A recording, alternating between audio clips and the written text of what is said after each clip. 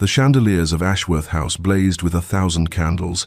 their light splintering across crystal and silver, until the entire ballroom seemed to shimmer like something conjured from a fever dream, and Lady Arabella Thornfield stood at the periphery of this glittering spectacle, her gloved hands clasped before her dove-grey gown, watching as the man she had loved in silence for 3 years knelt before her dearest friend. The Duke of Ashworth, tall, devastatingly handsome, with dark hair that fell just so across his aristocratic brow, held Lady Caroline Ashby's hand with the careful formality that characterized everything he did,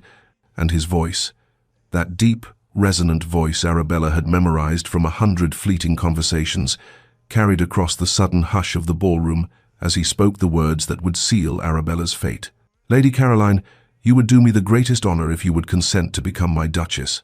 The collective intake of breath from 300 members of the ton was like the whisper of silk against marble, and Arabella felt something inside her chest crack with such precision that she marveled no one could hear it, that terrible sound of a heart breaking cleanly in two. She had known this moment was coming, of course had known it from the instant. Caroline had confided 3 weeks prior that the Duke had requested permission to court her, as had known it with the dull certainty of someone watching storm clouds gather on a horizon, inevitable and inexorable. Yet knowing and witnessing proved to be entirely different species of pain. Caroline's face, lovely and serene as a cameo, bloomed with pleasure as she murmured her acceptance, and the ballroom erupted in polite applause, gloved hands creating a sound like gentle rain,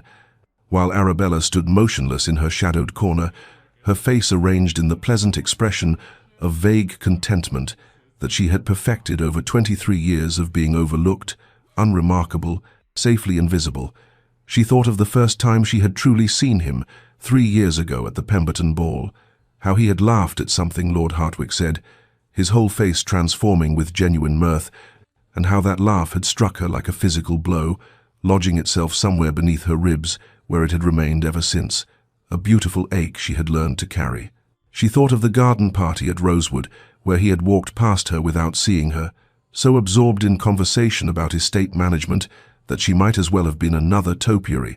and how she had stood there breathing in the scent of roses, and his cologne, sandalwood, and something indefinably masculine, committing it to memory, like a miser hoarding gold. She thought of the charity auction, where their hands had accidentally brushed, as they both reached for the same pamphlet, and how he had smiled at her with distant politeness, the smile one gives to any stranger, to anyone who does not matter, before turning away to speak with someone important, someone visible, someone who was not her. Now he was engaged to Caroline, beautiful, vivacious Caroline, who commanded every room she entered, and Arabella understood with the clarity of absolute despair that she would smile through the engagement festivities, would help plan the wedding, would stand as maid of honor and watch him pledge himself to another, because that was what invisible women did. They supported, they facilitated, they made themselves useful in the margins of other people's happiness. The formal announcement appeared in the Morning Post 3 days later, black ink on cream paper declaring to all of London that His Grace, the Duke of Ashworth, had secured the hand of Lady Caroline Ashby, and would anyone who had ever imagined their name in that position please kindly expire from envy. And Arabella read it over breakfast while her mother chatted about what a splendid match it was, how Caroline had done so well for herself, how the Duke was everything a gentleman should be titled, wealthy, handsome, principled, and wasn't it wonderful that Arabella would be so intimately involved in the wedding preparations, being Caroline's dearest friend and all. Arabella murmured appropriate responses while the toast turned to ash in her mouth, while she remembered the charity musicale 2 years ago when the Duke had stood beside the pianoforte listening to a soprano massacre, a perfectly innocent aria. And Arabella had caught his eye and seen the flicker of shared amusement there, just for an instant, before his attention had been claimed by Lady Hartwick, and Arabella had become invisible again, a ghost haunting the margins of his awareness. She remembered the afternoon at Kew Gardens, when she had been sketching the exotic orchids in the hothouse, and he had walked past deep in conversation about agricultural reform, and she had held her breath, as though by remaining perfectly still, she might preserve the moment of his proximity, might somehow absorb through the warm air between them some essence of him to sustain her through the long drought of his absence. She remembered last Christmas at the Blackwood estate, before the feud had intensified to its current bitter pitch when she had dropped her fan and he had retrieved it, his fingers brushing hers as he returned it, and she had stammered some idiotic thank you while her heart had hammered so loudly. She was certain everyone in the drawing room could hear it, a drumbeat of desperate longing that accompanied her everywhere he was. When Caroline had summoned her that afternoon to her drawing room, radiant with happiness, pulling Arabella into an embrace that smelled of rosewater and joy, Arabella had manufactured a smile from somewhere deep in her reserves of self-preservation and offered congratulations that sounded genuine even to her own ears, had listened to Caroline's breathless recounting of the proposal with appropriate exclamations of delight,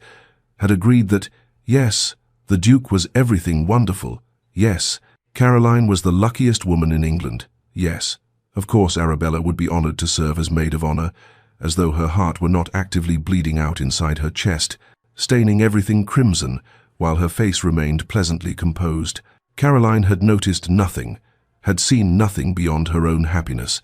and Arabella could not even resent her for it, because Caroline had never known, had never suspected that her quiet, unremarkable friend harbored feelings for anyone, let alone for the Duke, and Arabella had made certain of that, had guarded her secret with the vigilance of someone protecting something infinitely precious and infinitely fragile. That evening, alone in her bedchamber with the curtains drawn against the dying light, Arabella had permitted herself exactly 10 minutes to weep, great wrenching sobs that shook her frame before she had washed her face, straightened her spine, and made the decision that had governed her existence ever since she would bury this love so deep that even she might forget it was there, would perform her role with such grace that no one would ever guess at the devastation beneath, would be the perfect friend, the perfect maid of honor, the perfect witness to someone else's happiness, because that was all invisible women were ever permitted to be. Viscount Damien Blackwood entered the Pemberton Ball 3 weeks after the Duke's engagement announcement, like a storm front moving across an otherwise placid sky, and the collective response of the assembled company was a frisson of delicious alarm. For Blackwood was everything the Duke was not dangerous, where Ashworth was principled, scandalous, where the Duke was irreproachable, devastatingly handsome in a way that suggested sin rather than salvation, with hair as black as midnight and eyes the color of smoke and secrets. The feud between the Ashworth and Blackwood families stretched back 3 generations to some dispute over land and honor that had calcified into the sort of hatred that becomes almost ritualistic, each slight begetting another until the original cause was lost beneath layers of accumulated grievances, and it was understood by all of society that the Duke and the Viscount were mortal enemies, that they moved through London's social sphere like opposing magnetic forces, repelling each other with such consistency that hostesses often had to choose which man to invite, lest their drawing rooms become battlegrounds. Arabella was standing beside Caroline near the refreshment table, listening to her friend's animated discussion of wedding breakfast menus with Lady Hartwick, when she felt, rather than saw, Blackwood's gaze settle upon her with the weight of deliberate intention, and when she glanced up, startled, she found him watching her with an expression of speculative interest that made her skin prickle with wariness and something else she could not quite name. He crossed the ballroom with the predatory grace of a wolf moving through sheep, ignoring the whispers that followed in his wake, the fans that fluttered with scandalized excitement, the mothers who pulled their daughters closer, as though his reputation for ruination might prove contagious, and he stopped directly before Arabella with a bow that was precisely calibrated to be proper, while somehow suggesting impropriety, his smoke-grey eyes never leaving her face as he requested the honor of an introduction. Caroline had performed the introduction with obvious reluctance, her voice tight with protective concern, and Arabella had offered her hand, feeling as though she had somehow stumbled into a play where everyone knew their lines except her, watching as Blackwood brought her gloved fingers to his lips in a gesture that lasted precisely 1 second longer than propriety dictated, his gaze holding hers with an intensity that made her breath catch despite herself. Across the ballroom, she had seen the Duke stiffen, had watched his jaw clench and his hand tighten around his champagne glass until she half expected the crystal to shatter, had observed the way his attention locked onto her interaction with Blackwood with the focused fury of a man witnessing a personal affront, and for the first time in 3 years she had felt truly seen by him, even if what he saw was merely a pawn in his ancient rivalry. Blackwood had lingered in conversation, asking about her interests with a politeness that seemed genuine, commenting on a book she had mentioned, seeing her carry the previous week at Hatchard's, which meant he had noticed her, had actually observed her when she thought herself invisible, and Arabella had felt confusion bloom alongside something that might have been anger, because surely this attention was calculated, surely she was simply a convenient instrument through which to wound the Duke. And yet there was something in Blackwood's manner that suggested layers beneath the obvious, depths that belied his reputation as a simple rake and scoundrel. The proposal came 2 days later at Lady Worthington's garden party, under a sky-threatening rain that made the assembled guests cluster beneath the striped silk pavilions like butterflies seeking shelter, and Blackwood found Arabella standing alone near the rose arbor, pretending to admire the late-blooming specimens while actually hiding from the pitying glances of matrons who had begun to whisper about how tragic it was that poor Lady Arabella would likely remain unmarried, a perpetual attendant to other women's happiness. He had approached with that same predatory grace, had stood close enough that propriety dictated she should step back, but she found herself frozen in place, watching as he surveyed her with an expression that seemed to catalogue every detail of her appearance, as though committing her to memory. And then he had spoken with a directness that stole her breath, saying that he found her company unexpectedly engaging, that he wished to know her better, that he intended to court her properly if she would permit it, and the entire garden seemed to hold its breath, waiting for her response. Arabella's first instinct had been refusal, had been to protect herself from becoming a mere instrument in his war against the Duke, but as she opened her mouth to decline politely, she caught sight of the Duke across the lawn standing beside Caroline, his attention supposedly on his betrothed, but his gaze locked with laser focus on Arabella and Blackwood, his jaw set in that particular way that indicated barely restrained fury, and something rebellious sparked to life in her chest, something that whispered that perhaps being noticed even as a pawn was better than remaining invisible, that perhaps being the center of attention in a scandal was preferable to being forgotten in virtue. She had accepted Blackwood's proposal with a calm that surprised even herself, had agreed to a dance at the next ball, to a carriage ride in Hyde Park, to whatever public courtship he wished to conduct, and she watched his eyes widen slightly with what might have been surprise or approval, or possibly triumph, though beneath that she thought she detected something else, something that looked almost like genuine pleasure, and the whispers that erupted around them were immediate and vicious and strangely exhilarating. The ton immediately assumed they understood the game being played, that Blackwood was courting Lady Arabella purely to antagonize the Duke, that the quiet wallflower had somehow become the battlefield upon which ancient grievances would be contested, and Arabella found she did not care what they thought, found that after 3 years of careful invisibility, she was stepping into the light, with a recklessness that felt like freedom, or at least like the desperate cousin of freedom, the kind that comes when you believe you have nothing left to lose. That night, lying awake in her chamber while moonlight painted silver squares across the floor, Arabella had examined her decision from every angle, had asked herself whether she was being foolish, whether she was courting heartbreak of an entirely different variety, whether accepting attention from a man reputed to be dangerous and unprincipled was the act of a woman finally claiming agency, or simply the desperate gambit of one who had been overlooked too long, and she found she could not answer, could only acknowledge that for the first time in years she felt something other than resigned melancholy, felt the dangerous flutter of possibility, even if that possibility might destroy her,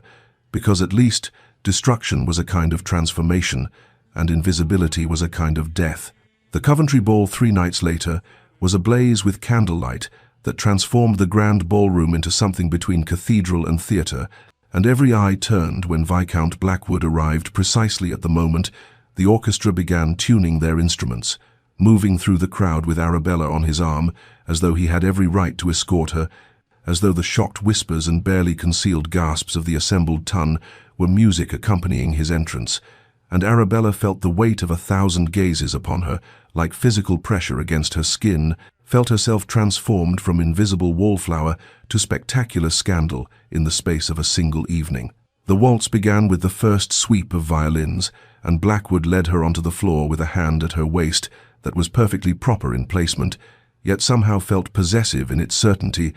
his smoke-grey eyes holding hers with an intensity that made the crowded ballroom seem to contract, until there was only the two of them, suspended in candlelight and music, spinning through space while society watched with voracious fascination, and Arabella discovered that being the center of attention was both terrifying and intoxicating. That scandal had a flavor like champagne gone to her head,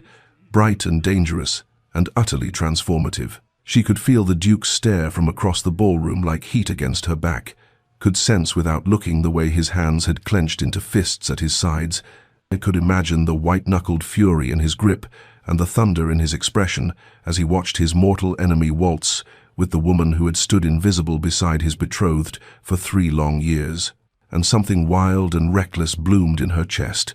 something that whispered, "This is what it feels like to be seen," even if the seeing comes wrapped in anger rather than love,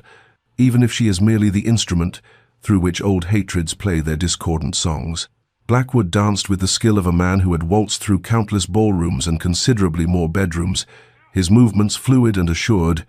guiding her through the turns with a grace that made her feel as though she too possessed elegance she had never claimed before. And he leaned close enough that propriety frowned but did not quite forbid, murmuring that she looked magnificent when she stopped trying to disappear, that the color in her cheeks and the light in her eyes transformed her into something incandescent, and Arabella felt layers of careful invisibility peeling away like old paint, revealing something raw and vital beneath. From the edge of the dance floor, Caroline watched with concern etched across her delicate features, her hand resting on the Duke's arm in a gesture that was meant to restrain him, and Arabella caught her friend's worried gaze for just a moment before the waltz spun her away, saw the question there and the fear, and felt a stab of guilt that she was causing Caroline distress, even as she could not bring herself to regret this moment of being gloriously, scandalously visible. The whispers rose like tide around them, fans fluttering with the rhythm of gossip, matrons leaning close to one another to share predictions of ruin and speculation about Blackwood's intentions, young ladies watching with expressions caught between envy and horror, and Arabella realized with sudden crystalline clarity that she had spent so long trying to be good and quiet and invisible that she had forgotten what it felt like to simply be alive, to feel her own pulse quicken with something other than melancholy, to exist as more than shadow at the edges of other people's happiness. And even if this awakening came through scandal, even if Blackwood's attention was calculated and the Duke's fury was merely wounded pride, she could not bring herself to care, because for the first time in 3 years she felt like a woman with desires and agency rather than a ghost haunting the corners of ballrooms, and that transformation, however it had been sparked, was hers to claim. The garden beyond the ballroom doors beckoned with shadows and silver moonlight, and when the final strains of their waltz faded, Blackwood had guided her through the French doors with a touch so light upon her elbow that she might have imagined it, leading her down stone steps still warm from the day's sun into a world transformed by night into something between dream and sanctuary, where roses released their perfume into air that tasted of approaching autumn, and the distant music from the ballroom seemed to belong to another lifetime entirely. They walked in silence at first along gravel paths that crunched softly beneath their feet,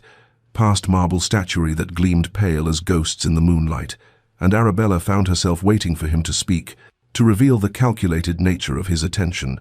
to confirm what society already believed about his courtship being merely strategy in his war against the Duke. But instead he remained quiet beside her, with his hands clasped behind his back, his profile etched in silver and shadow as he appeared to study the night sky, as though reading prophecies written in constellations. When he finally spoke, his voice had lost that edge of practiced charm that characterized his public persona, had become something softer and more contemplative, as he said that he had watched her for longer than she knew, had noticed her at gatherings over the past year, standing at the edges of ballrooms with a book of poetry half hidden in her reticule,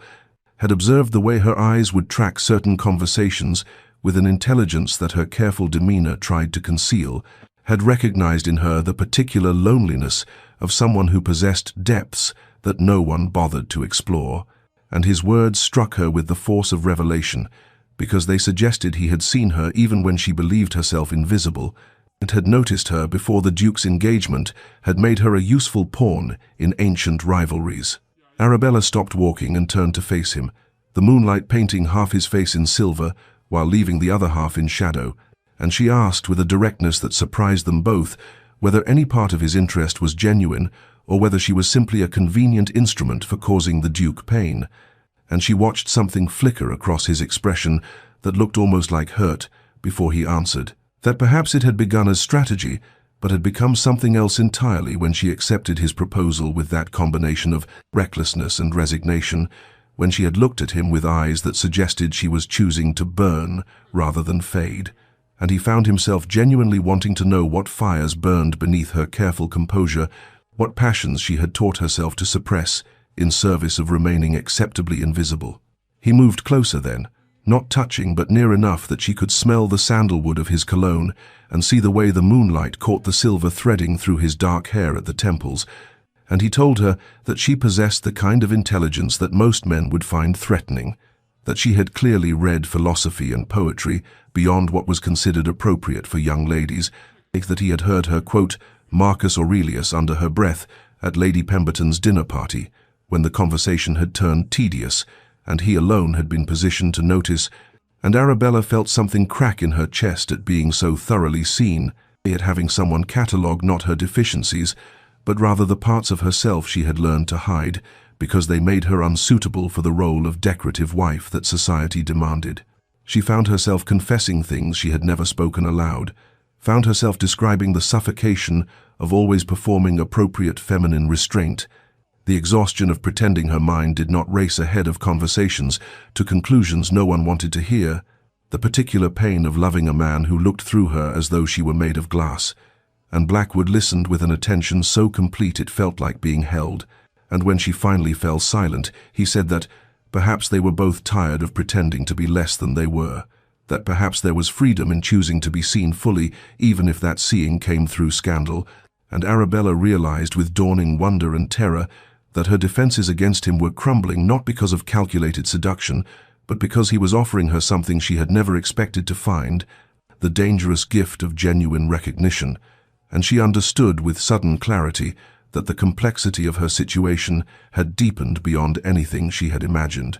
that she stood now at a crossroads where every choice would transform her, and there was no path back to the safe invisibility she had occupied before. The musicale at Lady Pemberton's townhouse 4 evenings later was meant to be an intimate affair, chamber music, performed by accomplished young ladies while society's elite sipped champagne and pretended to appreciate Vivaldi. But the Duke of Ashworth had arrived with thunder in his expression,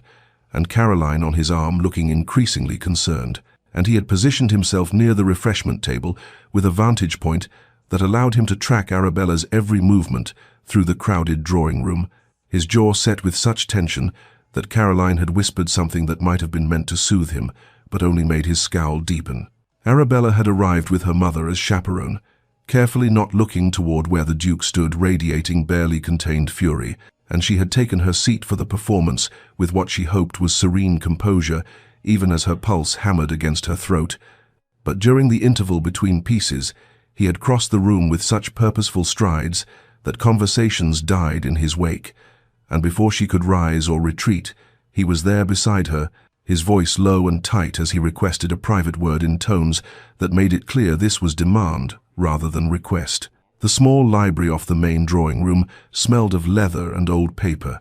and the Duke closed the door behind them with a control that suggested he was fighting the urge to slam it, and when he turned to face her, his blue eyes were stormy with emotions she had never seen directed at her before, bright with something that looked almost like anguish beneath the anger, and he demanded without preamble what she thought she was doing with Blackwood, whether she had any understanding of the man's reputation, whether she truly believed herself equipped to navigate the dangerous waters of his attention. Arabella felt something cold settle in her chest at his tone, at the way he spoke to her, as though she were a foolish child, playing with matches rather than a woman of 24 who had spent 3 years watching him court and become engaged to her best friend. And she said with a calmness that belied the trembling in her hands that she was quite capable of managing her own affairs, that Lord Blackwood had been nothing but respectful in his attentions, that she failed to see how her courtship concerned his grace, given that he was betrothed to another. The Duke's hands clenched at his sides, his knuckles white with pressure, and he said that Blackwood would ruin her, that the man's interest was clearly calculated to wound him through harming someone under his protection, and Arabella felt something snap inside her at those words, at his presumption that she was merely an object through which men played their games of rivalry. And she asked with quiet steel in her voice, when precisely she had come under his protection, whether he had noticed her existence at all before Blackwood had looked at her with genuine interest, whether his concern was truly for her reputation or merely for his own pride at seeing his enemy pay attention to someone he had never bothered to see. The Duke stared at her as though she had struck him, his expression shifting through surprise and confusion to something that looked almost like pain, and he opened his mouth to speak, then closed it again, and Arabella watched him struggle with emotions he clearly did not understand, saw the way his certainty crumbled beneath her quiet accusations, and she realized with startling clarity that he genuinely could not articulate why her courtship with Blackwood affected him so profoundly, that his fury exceeded what protective friendship should inspire, and the first dangerous seed of possibility planted itself in her heart, even as she crushed it ruthlessly beneath the weight of 3 years' worth of unrequited longing and the memory of watching him propose to Caroline while she stood invisible at the ballroom's edge. The weeks that followed passed in a blur of transformation, each day marked by encounters that would have seemed impossible in Arabella's former life of careful invisibility, and she found herself awakening each morning with a sense of anticipation that felt both thrilling and terrifying as she prepared for yet another outing with Lord Blackwood, another afternoon where she would be seen and noticed and drawn into conversations that challenged her mind rather than simply requiring polite acquiescence. They drove through Hyde Park during the fashionable hour in his elegant barouche, and while society watched with hungry eyes cataloguing every gesture between them, he asked her opinion on the new translation of Homer that had caused such controversy in literary circles, and she found herself discussing dactylic hexameter and the challenges of rendering ancient Greek into English, while other young ladies simpered and discussed nothing more substantial than the weather, and the freedom of intellectual engagement felt like breathing clean air after years of suffocation. He took her to poetry readings in intimate salons where radical thinkers gathered to discuss Byron and Shelley, and though her mother accompanied them as propriety demanded, Blackwood ensured that Arabella was introduced as someone whose opinions mattered, whose insights were worth hearing, and she discovered a version of herself that had existed only in private imagination, the woman who could debate metaphor and meaning without apologizing for the depth of her thoughts. There were carriage rides through the countryside beyond London, where autumn was beginning to paint the landscape in amber and crimson, and during these quieter moments away from society's scrutinizing gaze, they talked of deeper things, of the masks people wore to survive the demands of their world, of the particular loneliness of being misunderstood or unseen, and Arabella realized that beneath his reputation as a rake and scoundrel, Blackwood possessed his own carefully concealed wounds, his own history of being reduced to caricature rather than recognized as fully human. The ton's gossip intensified with each passing week, whispers following Arabella wherever she went about the scandalous nature of her courtship, speculation about whether Blackwood's intentions were honorable or if she was merely a pawn in his vendetta against the Duke. But she found that she cared less about their judgment than she would have imagined possible, that there was a strange power in being talked about rather than overlooked, and she was becoming someone new in the crucible of their attention, someone who walked with her head high and met curious gazes with calm assurance rather than apologetic diffidence. Through it all, Caroline's wedding preparations continued with relentless momentum, and Arabella fulfilled her duties as maid of honor with what appeared to be gracious dedication, attending fittings for her bridesmaid gown in pale rose silk, offering opinions on floral arrangements and menu selections, listening to Caroline's excited plans for the wedding breakfast while something twisted painfully in her chest. Because even as she was being transformed by Blackwood's courtship, even as she was discovering new versions of herself, the underlying reality remained unchanged, that in 6 weeks, the man she had loved in silence for 3 years would marry her dearest friend, would pledge himself to Caroline in a ceremony where Arabella would stand witness to the death of dreams she had never dared speak aloud, and she understood with aching clarity that transformation did not erase pain, but rather made it more complex, layering new emotions over old wounds until she could no longer distinguish between the healing and the hurting. The Duke of Ashworth found himself unable to concentrate on the simplest matters as October deepened and his wedding drew closer with each passing day, and he would sit in meetings with his steward discussing tenant concerns, only to realize he had absorbed nothing of the conversation because his mind was occupied with images of Arabella laughing at something Blackwood had said, her face transformed by genuine joy in a way he could not recall ever witnessing during all the years she had hovered at the edges of ballrooms while he danced with more celebrated beauties. Caroline would ask his opinion on some detail of the wedding breakfast menu, and he would respond with whatever seemed appropriate, but his thoughts were elsewhere, tracking the hours until he might encounter Arabella at some evening entertainment, and catalogue the changes in her that seemed to multiply with each passing week. The way she held herself with new confidence, the spark of intellectual engagement that lit her eyes when Blackwood drew her into conversation about literature or philosophy, and he found himself consumed by questions about what they discussed during their long carriage rides, what made her smile with such unguarded pleasure, what depths existed in her that he had somehow failed to perceive despite 3 years of proximity. He began arriving early to social events, with the sole purpose of observing Arabella's interactions with Blackwood, positioning himself where he could watch them without appearing obvious about his scrutiny, and he told himself this vigilance stemmed from concern for her welfare, given Blackwood's dangerous reputation. But there was a hollowness to this rationalization that echoed in his chest whenever he examined it too closely, a recognition that his emotions exceeded what protective friendship should inspire and ventured into territory that made him profoundly uncomfortable, given that he was betrothed to another woman and had no right to feel this consuming interest in anyone beyond his intended bride. The pivotal moment came at the Duchess of Marlborough's garden party on a crisp afternoon when autumn had painted the carefully manicured grounds in shades of amber and gold,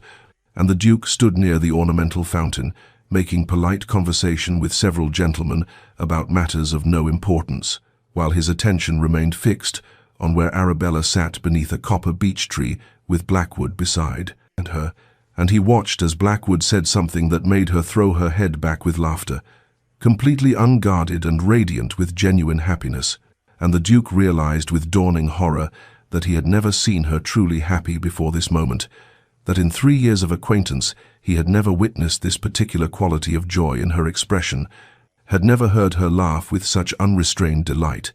and the recognition struck him like a physical blow that he had somehow managed to know her and not know her at all, had seen her hundreds of times without truly seeing her, had reduced her to a pleasant blur of propriety and quiet service to Caroline, rather than recognizing her as a woman of depth and complexity, who possessed the capacity for this transformative joy that now illuminated her features as she engaged with his mortal enemy. The remainder of the garden party passed in a fog of mounting panic as he grappled with implications he was not yet ready to name,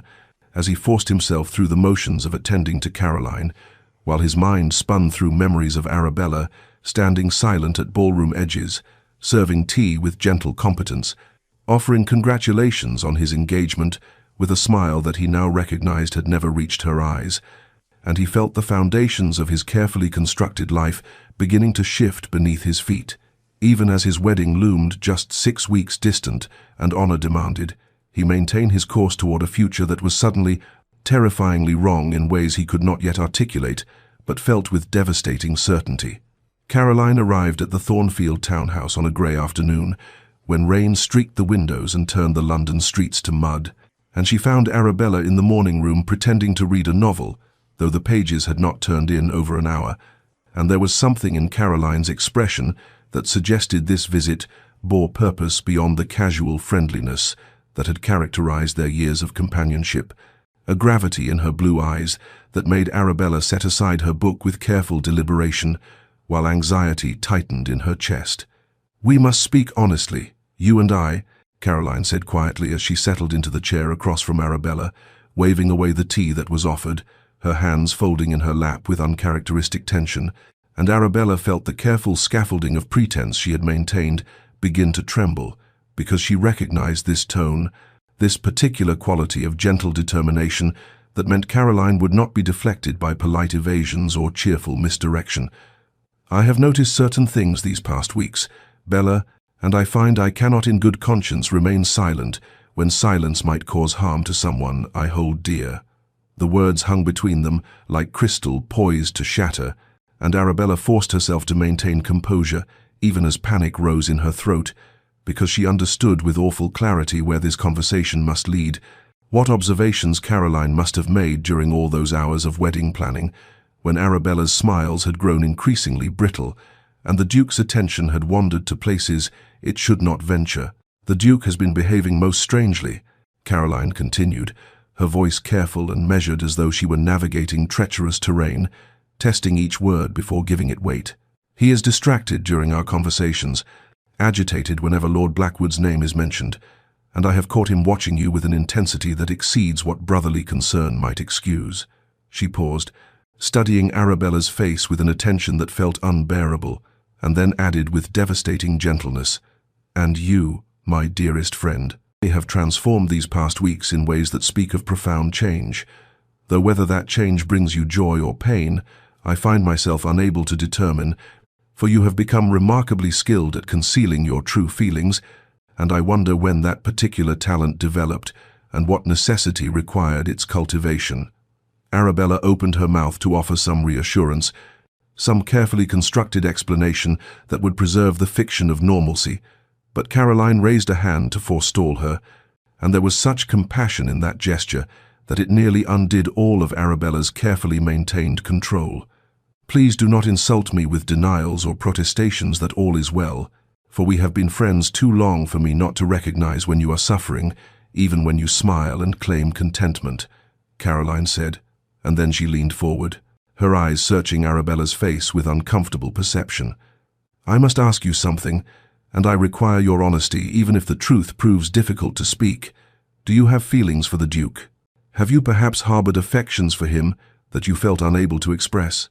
The question landed like a stone thrown through glass, and Arabella felt all her defenses crack under the weight of Caroline's directness, felt 3 years of silent longing rise up in her throat, demanding acknowledgement, but still she hesitated, because to admit the truth would be to fundamentally alter her friendship with Caroline, would be to confess a betrayal, even if that betrayal had existed only in the private chambers of her heart and had never manifested in action or interference. Yet Caroline's eyes held such understanding, such absence of judgment, that Arabella found herself whispering, "Yes, for longer than I care to admit, though I swear to you I never intended to act upon those feelings, never sought to come between you, and my acceptance of Lord Blackwood's attentions was born of desperation to find some way forward that did not require me to stand witness to your wedding while my heart broke in silence." Caroline absorbed this confession without apparent surprise, and then she did something Arabella had not anticipated, reaching across the small distance between their chairs to take Arabella's trembling hands in her own steady grasp, and when she spoke, her voice carried a revelation of equal weight. "I accepted the Duke's proposal because it was advantageous, because he is kind and honorable, and our union makes sense in all the practical ways that society values. But I have never loved him with passion or felt my heart race at his approach, and I wonder if perhaps we have all been proceeding toward a wedding that serves convention rather than happiness, that binds two people in obligation while allowing true feeling to wither unexpressed, and I find I can no longer participate in such a charade without at least acknowledging the possibility that we might all be making a terrible mistake." The Countess of Pemberton's annual autumn ball was the most anticipated event of the season, held in a magnificent ballroom where crystal chandeliers cast dancing light across marble floors, and the cream of society gathered in their finest attire. And it was here, amid the swirl of silk and the murmur of 500 voices, that the carefully maintained pretense of civility finally shattered beyond repair, when Lord Blackwood arrived with Arabella on his arm and led her directly to the center of the room, where visibility was unavoidable and all eyes could witness what happened next. The orchestra had just concluded a quadrille when Blackwood raised his voice with deliberate projection, addressing Arabella with words clearly intended for the assembled company to hear,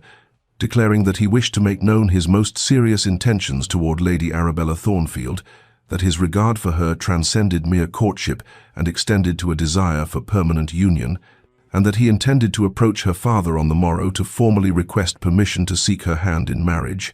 and the ballroom fell into stunned silence as society absorbed this shocking announcement. For while Blackwood's attentions to Arabella had been noted and gossiped about extensively, no one had truly expected the notorious rake to declare himself so publicly or to attach his notorious name to a respectable woman in such an irrevocable fashion. Arabella felt the weight of hundreds of stares pressing against her like a physical force, felt her cheeks flame with a mixture of mortification and something else she could not quite name. But before she could formulate any response to Blackwood's declaration,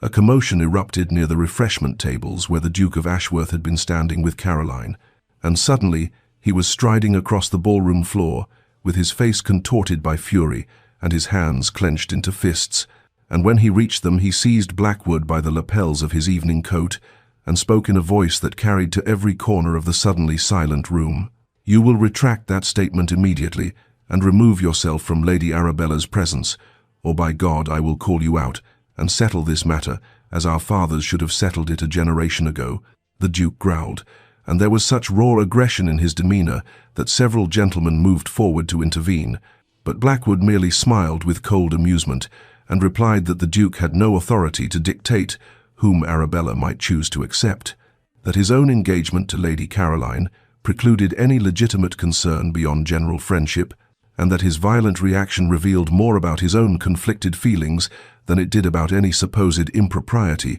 in Blackwood's courtship. The accusation hung in the air like smoke, and Arabella saw the Duke's face pale, even as his grip on Blackwood tightened, saw the moment when propriety warred with passion and lost, and she knew with terrible clarity that if she did not intervene immediately, these two men would indeed meet at dawn, with pistols drawn, and her name would be the cause of bloodshed. So she stepped between them with a composure she did not feel, and spoke with quiet authority that somehow cut through the tension, saying that she would thank both gentlemen to remember that she possessed agency over her own life and decisions, that she was not a prize to be fought over or a pawn in their ancient rivalry, and that if they wished to demonstrate their regard for her, they might begin by treating her as a rational being capable of making her own choices rather than as an object whose fate must be determined by masculine posturing and threats of violence. The Duke released Blackwood abruptly as though burned, staring at Arabella with an expression of such anguished confusion that she nearly softened, but she held her ground while the entire ballroom watched with rapt attention, and in that moment she understood that whatever privacy or anonymity she had once possessed was forever shattered, that she had become the central figure in a scandal that would fuel society gossip for months to come, and that the choice she made in the coming days would determine not only her own future, but the fates of all three people caught in this impossible triangle. And the weight of that knowledge settled over her shoulders like a mantle she had never sought but could no longer avoid wearing. Lord Blackwood requested Arabella's presence at his Mayfair residence 2 days after the disastrous ball, and though propriety demanded she refuse such an improper invitation, she found herself accepting because the chaos of recent events had stripped away her concern for convention, and she desperately needed clarity about his true intentions, about whether the man who had awakened her from years of silent invisibility had done so from genuine feeling or merely as an elaborate weapon in his war against the Duke. And when she arrived at his elegantly appointed study, with its walls of leather-bound books and windows overlooking a carefully tended garden, she found him standing with his back to her, his shoulders tense with uncharacteristic vulnerability, and when he finally turned to face her, there was something in his dark eyes she had never seen before, something raw and unguarded that made her breath catch in her throat. "I must tell you the truth, Arabella, even knowing it may destroy whatever regard you have developed for me," he began, his voice rough with emotion as he crossed to stand before her, close enough that she could see the fine lines around his eyes that spoke of experiences she could only imagine, and then he continued with devastating honesty. "When I first approached you at that ball months ago, my intentions were entirely calculated, born of a desire to wound the Duke in the most effective manner possible, for I knew he held some measure of protective feeling toward you as his betrothed's dearest friend, and I thought to use his enemy's attention to you as a blade to twist in an old wound, to remind him that everything he values might be touched and tainted by the Blackwood name." The confession struck her like a physical blow, even though some part of her had always suspected this truth, had recognized the too perfect timing of his interest, the way his attentions had seemed designed to provoke maximum reaction from the Duke, but hearing him speak it aloud still hurt in ways she had not fully anticipated, and she felt her defenses rising even as he raised his hand in a gesture that begged her patience. But I must also tell you that somewhere in the midst of our conversations, our rides through Hyde Park, our debates about poetry and philosophy and the nature of happiness, something shifted within me, and I found myself drawn to you, not as a means to an end, but as a revelation of what I had been missing in all my years of cynical pursuit, of pleasure and revenge, Blackwood said, and now he reached for her hands, his touch gentle and trembling in a way that contradicted his notorious reputation for cold calculation. You possess an intelligence that challenges me, a quiet strength that shames my own performative bravado, and a capacity for growth and transformation that has forced me to examine my own stagnant existence. And I have fallen in love with you, Arabella, genuinely and completely, though I recognize I have no right to expect you to believe me or to forgive the duplicity of my initial approach. She stood frozen, torn between the instinct to flee this admission and the treacherous hope that perhaps his feelings were sincere, that perhaps she had not been merely a pawn but had somehow become something more. And as she searched his face for signs of deception, she realized with startling clarity that her own feelings had evolved as well, that the woman she had become through their courtship was someone who no longer pined hopelessly for a duke who had never truly seen her, but rather someone who had discovered her own capacity for passion and demand for genuine regard, and she found herself asking the question that would determine everything. If the Duke were to declare for me tomorrow, if he were to break his engagement and offer me everything I once dreamed of having, would you step aside and let me go? The Duke of Ashworth stood in his study at precisely 3 o'clock in the morning, unable to sleep for the third consecutive night, staring at the formal wedding invitation that bore his name and Caroline's in elegant script, and announced a ceremony scheduled for 3 weeks hence. And as rain lashed against the windows with autumn fury, he felt the foundations of his carefully ordered life crumbling beneath the weight of a recognition he could no longer deny, and the devastating awareness that he had fallen utterly and irrevocably in love with Arabella Thornfield at precisely the moment when honor and duty made such love an impossible torment. The realization had been building for weeks, accumulating through dozens of small observations that he had tried desperately to dismiss as mere concern for Caroline's friend, but tonight it had crystallized into undeniable truth when he had seen Arabella at the theater with Blackwood, her face luminous with genuine laughter as she debated some point of dramatic interpretation, and he had understood with shattering clarity that he had never truly seen her before, had taken her quiet presence for granted for 3 entire years while she had been standing just beyond his notice, a woman of extraordinary depth and intelligence and passionate feeling that he had been too blind and arrogant to recognize. How had he missed the subtle intelligence in her observations at dinner parties, the dry wit that occasionally surfaced in her comments, the way her eyes reflected profound thought even when she remained silent in company? He remembered now, with aching regret, a garden party 2 summers past when she had been reading Wordsworth beneath an oak tree, and he had walked past without even greeting her, so focused on joining Caroline and her circle of vivacious friends that he had dismissed Arabella as merely part of the landscape, as unremarkable as the flowers bordering the path, and the memory of his own casual blindness made him want to shatter something against the study walls. He had spent the past week attempting to engineer private conversations with her, sending notes requesting her presence at tea, positioning himself at events where he knew she would appear, but Arabella had evaded him with a skill that suggested deliberate avoidance, and each failed attempt only intensified his desperate need to speak with her and to somehow convey the magnitude of his belated recognition, even though he knew such a confession would be unconscionable given his engagement to her dearest friend. The honor that had always been his guiding principle now felt like a cage, trapping him in a commitment made to a woman he respected and admired, but did not love with the consuming passion that now tormented him whenever he thought of Arabella, and he found himself caught between 2 impossible choices, proceeding with a marriage that would condemn him to a lifetime of wondering what might have been, or breaking his word to Caroline in a manner that would destroy her reputation and mark him as a man without integrity, and the internal battle consumed him during every waking hour and haunted his few moments of troubled sleep. He had tried to convince himself that what he felt was merely the foolish attraction of wanting what he could not have, that Blackwood's pursuit of Arabella had simply awakened some primitive competitive instinct, but he knew in his bones that this rationalization was a coward's lie, that what he felt when he watched Arabella had nothing to do with Blackwood and everything to do with the woman herself, with the grace of her gestures and the depths of her thoughts and the quiet strength she had always possessed, but which he had been too obtuse to value until another man had recognized her worth. The wedding loomed before him like an execution date, and with each passing day he felt more certain that he was about to make the greatest mistake of his life, yet he could see no honorable path forward that did not require either betraying Caroline or condemning himself to eternal regret. And as dawn began to lighten the eastern sky beyond his rain-streaked windows, he remained standing in his study with Arabella's name on his lips, like a prayer for which there could be no answer. The Duke found his opportunity at Lady Pemberton's masquerade ball 2 weeks before his wedding, when he spotted Arabella slipping away from the crowded ballroom toward the quieter corridors of the East Wing, and he followed her with single-minded determination, his heart pounding with the desperate need to finally speak the truth that had been consuming him.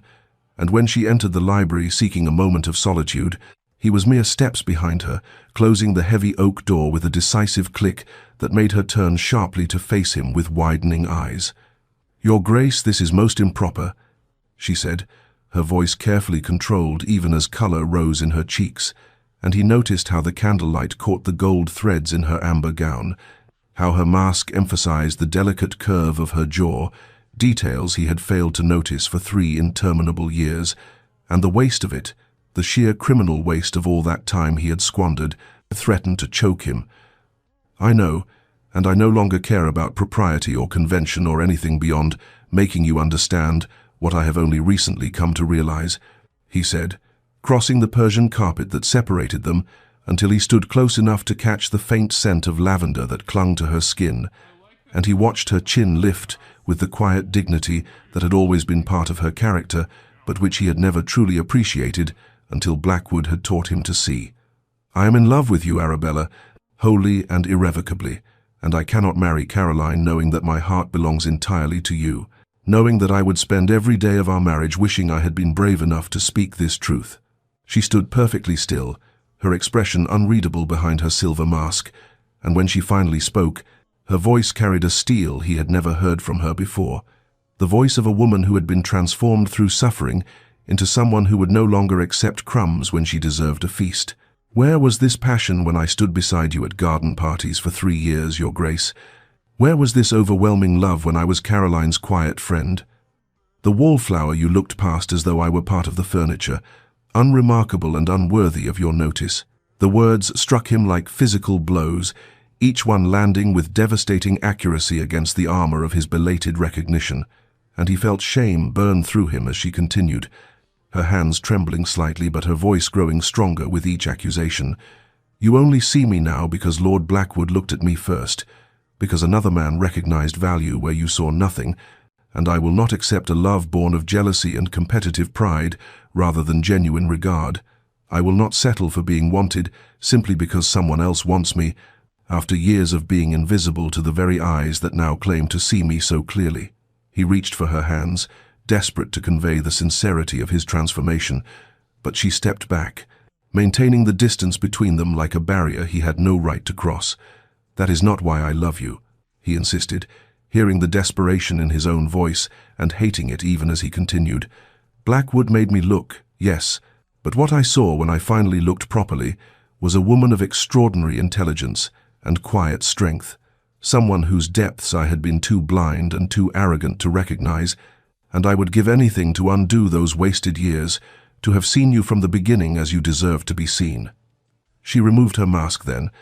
and he saw tears glistening in her eyes, even as her expression remained resolute, and she delivered the truth that would haunt him through all the desperate days to come. "But you did not see me, Your Grace, and that is a fact that cannot be altered by belated declarations or convenient revelations, and I am no longer the woman who would have accepted your notice as the answer to her every prayer, for I have learned through pain and awakening that I deserve to be someone's first choice, not their desperate consolation when honor conflicts with newfound desire." Caroline stood in the shadowed alcove just beyond the library door, her hand pressed against her heart as she listened to the confrontation between the two people she cared for most in this world. And though she had not intended to eavesdrop, the raw emotion in their voices had frozen her in place,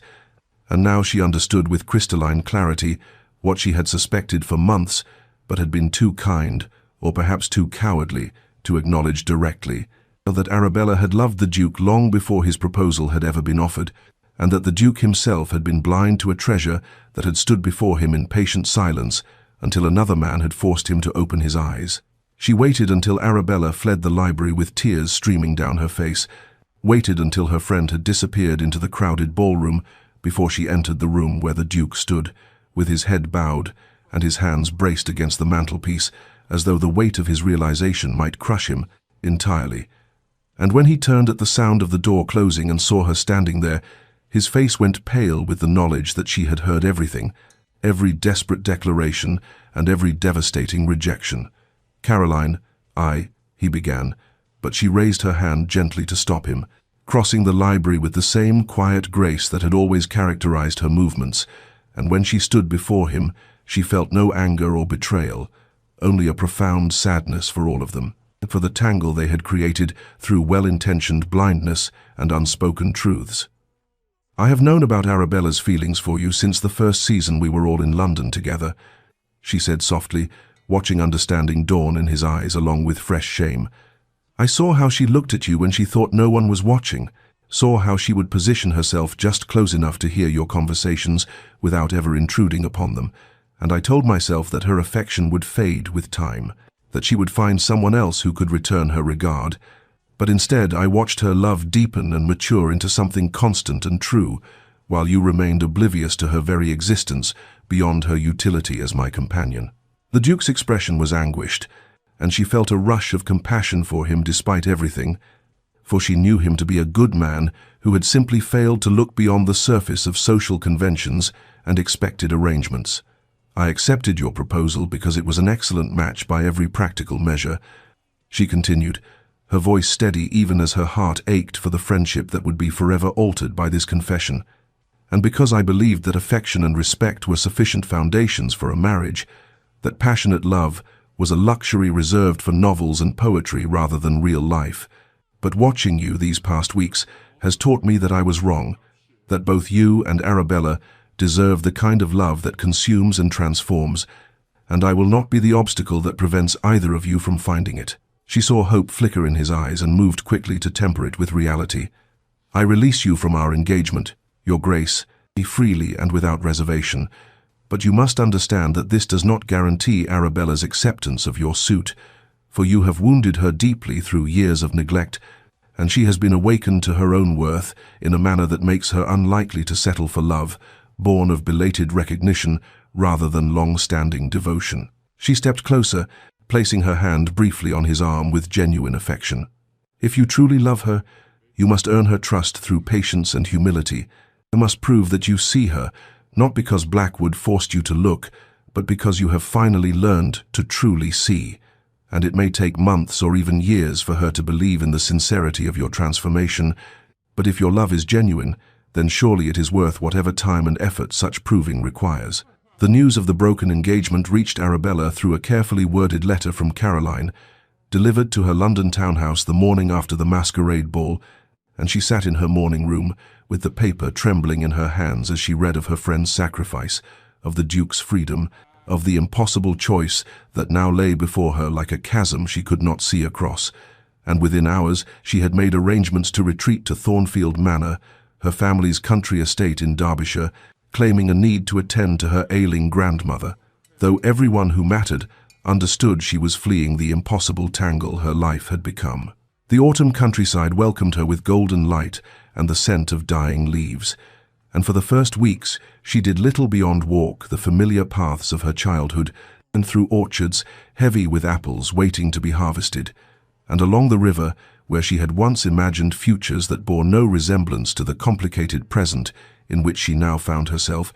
and she wrestled with questions that had no easy answers, examining her heart with a ruthlessness born of necessity. Both men had written to her, the Duke's letters filled with humble contrition and patient declarations of devotion. Blackwood's correspondence marked by an elegant melancholy and genuine affection that made her heart ache for the connection they had shared,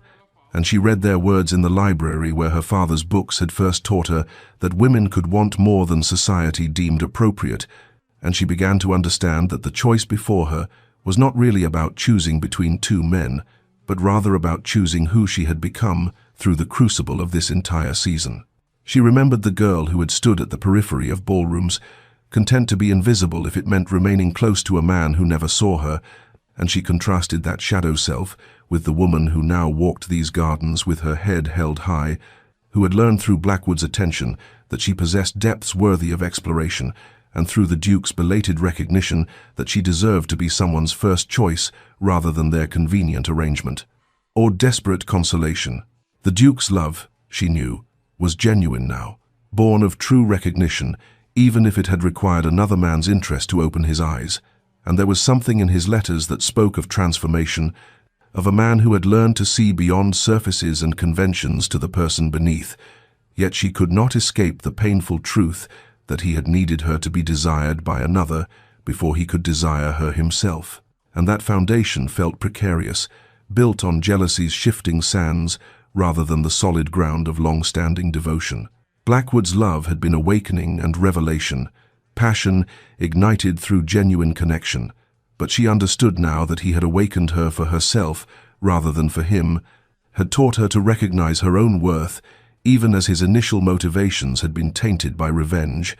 and while she cared for him deeply, she sensed that their story had always been meant to be a chapter rather than the full volume of her life. As October gave way to November, and the first frost touched the gardens with crystalline beauty, Arabella came to understand that she could choose neither man until she had first chosen herself, had claimed the transformation they had both facilitated, but which belonged entirely to her own courage and growth, and she wrote letters to both of them, explaining that she would return to London for the little season, but that she required time to understand her own heart before she could offer it to anyone else. And in that patient claiming of her own agency, she discovered the strength that would define all her choices to come. Arabella returned to London in late November, when the little season brought a quieter but no less discerning society back to the city. And those who saw her alight from her carriage at her family's townhouse remarked that something fundamental had shifted in Lady Arabella Thornfield, for she no longer moved with the apologetic hesitation of one trying to occupy as little space as possible, but rather with the assured grace of a woman who had learned her own worth through solitude and honest self-examination. And within days of her arrival, she had sent notes to both the Duke and Lord Blackwood requesting private meetings, determined to face the choice before her with the clarity she had earned through weeks of contemplation in Derbyshire's autumn gardens. She met with Blackwood first, receiving him in her family's drawing room on a grey afternoon when rain streaked the windows and turned the city into watercolour washes of movement and light, and when he entered she saw in his eyes both hope and resignation, as though he had already guessed the substance of what she would say, but loved her enough to hear it spoken with his own ears nonetheless. "You awakened something in me that had been sleeping," she told him, her voice steady and kind as she stood by the window watching the rain, "and I will be grateful to you for the rest of my life for teaching me that I deserve to be seen, to be desired, to be chosen with full awareness and intention, rather than convenient arrangement or belated recognition."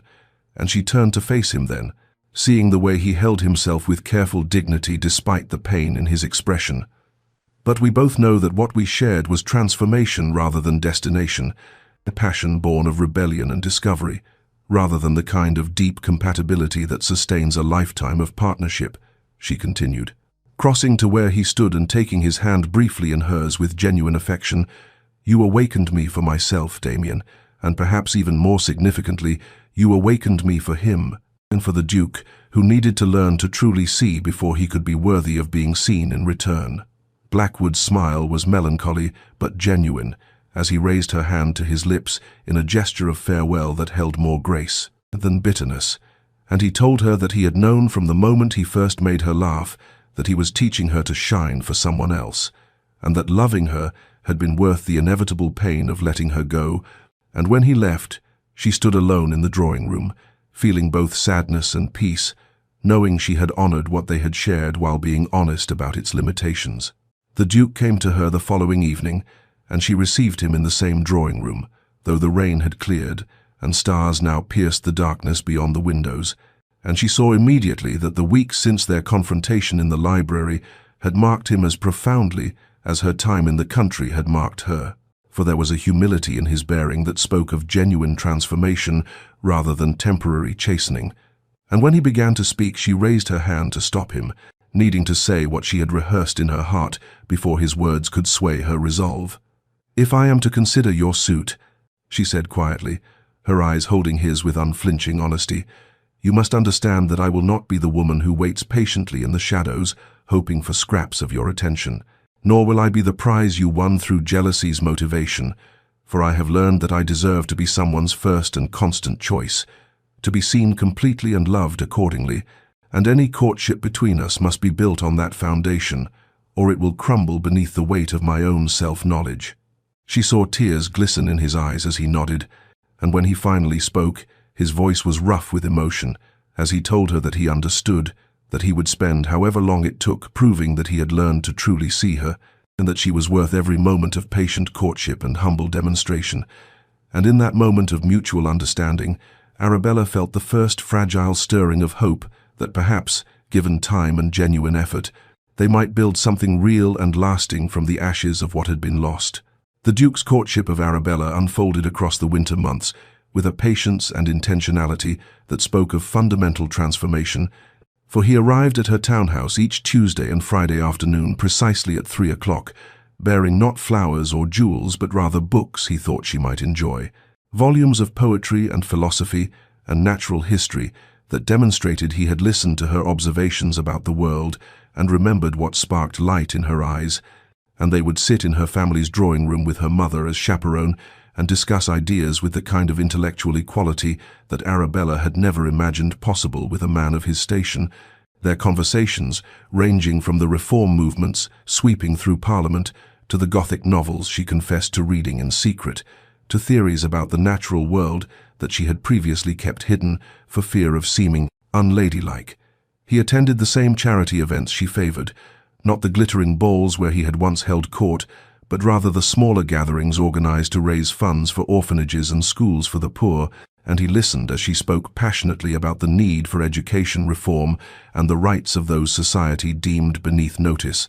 And rather than patronizing her concerns, he engaged with them seriously, asking thoughtful questions and later making substantial donations to the causes she championed, ensuring the credit went to her vision rather than his wealth. At a musicale in January where Arabella had been asked to play the pianoforte, something she had always done competently but without particular distinction, the Duke sat in the front row and watched her with such complete attention that she felt seen in a way that made her fingers move across the keys with newfound confidence, and afterward he told her not that she played beautifully as men often did when they meant nothing by it, but rather that he could hear in her interpretation of the sonata the same contemplative depth he had come to recognize in her conversation, and that her music revealed the interior landscape of a soul he was only beginning to understand and hoped to spend a lifetime exploring. When society gossips whispered that Lady Arabella Thornfield had brought the Duke of Ashworth to heel, he corrected them publicly at a dinner party, stating clearly that Lady Arabella had done nothing so passive as bringing him anywhere, but rather had shown him through her own strength and self-possession what it meant to truly see another person, and that he was engaged in the humbling work of proving himself worthy of being seen by her in return, and his words silenced the gossips while making Arabella's heart contract with cautious hope. He wrote to her between their scheduled meetings, letters that bore no resemblance to the passionate declarations he had penned during her retreat to Derbyshire, but rather contained observations about his days, questions about her thoughts on matters both trivial and significant. And slowly, page by patient page, he built a foundation of genuine friendship beneath the romantic possibility that hovered between them like spring waiting beyond winter's grip. In March, when the first crocuses pushed through the soil in the London parks, Arabella realized that somewhere in the accumulated weeks of careful attention and genuine conversation, of being seen and heard and valued for precisely who she was rather than who she might be convenient for him to marry, She had begun to trust not just his words but his transformation, and the fragile hope she had felt in November had grown into something more substantial, a belief that perhaps they might build together something neither could have created alone, a partnership born of hard-won understanding rather than easy attraction or convenient arrangement. The Duke proposed to Arabella on a soft April evening in the gardens of his family estate, where wisteria cascaded over ancient stone walls and the air carried the green scent of possibility, and he did not kneel with theatrical flourish before assembled witnesses, as he had done with Caroline, but rather took her hands in his as they walked alone through paths lined with early roses, and told her with quiet certainty that he had spent the past 5 months learning to see her completely, to understand the depths of her mind and the strength of her spirit and the gentle fierceness of her convictions, and that he could no longer imagine a future in which she was not his partner in every sense of the word,